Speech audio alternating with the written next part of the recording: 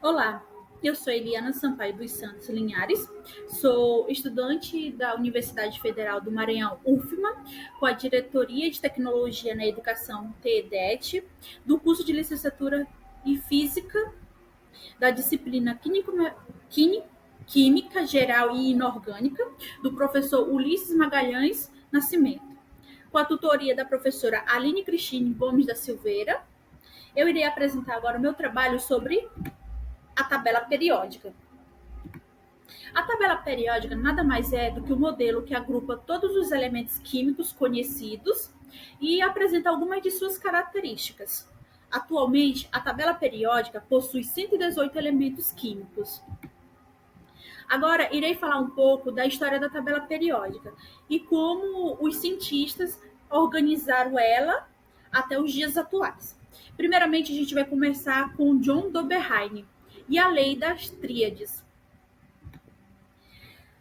John Dobereiner foi um dos precursores na tentativa de criar um projeto que abrigasse todos os elementos químicos. Ele criou um grupo de 3 elementos com propriedades similares, o que ganhou o nome de Tríades de Dobereiner. No ano de 1829, Dobereiner organizou a primeira a primeira tabela periódica da história. Ela foi apresentada os 30 elementos químicos conhecidos até então e foi batizada por ele de Tríades de Dobereiner. A tabela periódica de Dobereiner foi denominada de tríades porque os elementos químicos foram organizados em grupos de 3. Cada grupo apresenta elementos que possuem características químicas e semelhantes. Esse modelo inspirou também outros cientistas para seguir com o esquema de classificação dos elementos. Agora iremos falar sobre o modelo parafuso telúrico de Alexandre Charcot. No ano de 1862, o francês Alexandre resolveu propor uma organização dos elementos químicos conhecidos na época para facilitar a aplicação deles na mineralogia. A tabela de Charcot foi denominada de parafuso telúrico, pois os elementos químicos estavam em ordem crescente de massa atômica ao longo de uma faixa espiral existente em um cilindro, como a gente pode ver aí na imagem mostrada, né, no slide. Com essa organização, Alexandre observou que os elementos posicionados na mesma linha vertical apresentavam propriedades químicas semelhantes. Dando continuidade, agora irei falar da Lei das Oitavas, de John A. R. Nichols. Proposto por John Nichols em 1864, esse modelo agrupou os elementos de 7 em 7 em ordem crescente de massa atômica. Ele observou que o primeiro elemento tinha propriedade semelhante ao oitavo e assim por diante. Por isso, o modelo foi nomeado de Lei das Oitavas. Como a gente pode ver aqui, o oitavo elemento é uma espécie de repetição do primeiro, como a oitava nota de uma oitava de uma música. Dando continuidade, agora a gente vai falar de Dmitri Mendeleev, de 1834 a 1907. Ele é um dos cientistas mais, como eu posso dizer, que foi ele que praticamente moldou o que a tabela é hoje, a tabela periódica atualmente. Em 1869, o mundo ganhou uma forma de apresentar os elementos químicos descobertos ao longo do tempo. Dmitri Mendeleev organizou as substâncias e apresentou à comunidade científica esse projeto. Ganhou o nome de tabela periódica. Porém, para chegar a esse resultado, foi necessário um longo processo de pesquisas. Aqui aqui é uma foto dele, e aqui é a primeira tabela periódica já já montada de não como é na atualidade, né? Mas aqui já a gente já pode ver algumas linhas, algumas colunas, né? Famílias. E aqui é um mapa de todos os cientistas, né? Que deram a contribuição para a construção da tabela periódica, né? Dando continuidade. Como a tabela periódica é dividida? Uma boa pergunta e bem interessante. Na tabela periódica, os elementos químicos estão dispostos em ordem crescente de número atômico, o que faz com que eles estejam posicionados em colunas horizontais, que são chamados períodos, e colunas verticais, que são chamadas de família.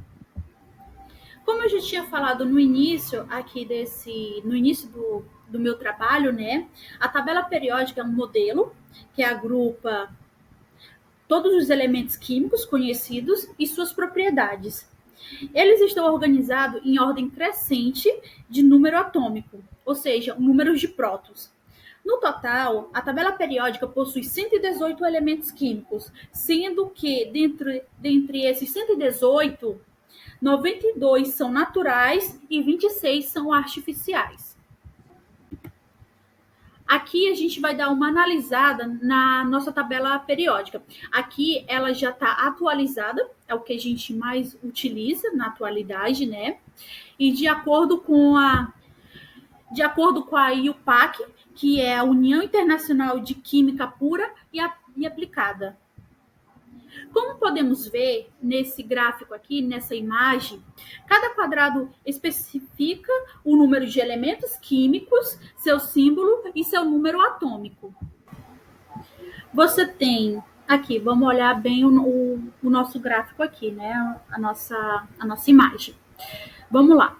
Nós temos as colunas, que são chamadas de grupo, que é na horizontal, e nós temos as linhas, que é na vertical, que chamamos de família. Perdão, que são chamados de períodos, tá? É períodos, me confundi, perdão. E nessa tabela temos 18 grupos e 18 colunas. E tem 7 períodos e 7 linhas. Totalizando tudo isso, nós temos o quê? 118 elementos químicos. A primeira subdivisão interessante que eu acho que nós devemos saber em relação à tabela periódica é o seguinte, é que existem elementos, esses elementos são chamados de elementos representativos e elementos de transição. Vamos lá. Quem são esses elementos representativos, Eliana? Vamos lá, eu vou lhe responder. Esses grupos representativos são esses que é do grupo 1, o grupo 2, aí vai para o grupo 13 ao 18. Esses que eu acabei de citar são elementos representativos, tá certo? Inclusive, cada um desses grupos tem um nome representativo. Específico, tá, gente? É chamado de grupo dos metais alcalinos, tá? Já do grupo número 2 é chamado de metais alcalinos terrosos. Aí vamos para o grupo 13, que é o grupo do boro. Aí o 14, grupo do carbono. Perdão, é família do boro e a família do carbono, tá? 15, família do nitrogênio. Aí temos a família do 16, que é chamado de família dos calcogênios. E o 18 são... O 17 é a família dos halogênios e o 18 a família dos gases nobres, né? Eu citei agora a família dos elementos representativos, né? Agora eu vou falar da família dos elementos de transição. Do grupo 3 ao 12, essa faixa que eu acabei de falar, da 3 a 12, são chamadas elementos de transição. Mas vamos se atentar que no grupo 3, as duas últimas são o quê? São famílias, esses dois últimos períodos, tá? Que são dos lantenídeos e actinídeos.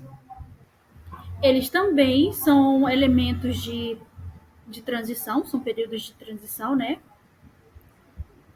Tirando esses dois últimos períodos aí que eu falei, né? Do grupo 3, que são os latinídeos e os actinídeos, né?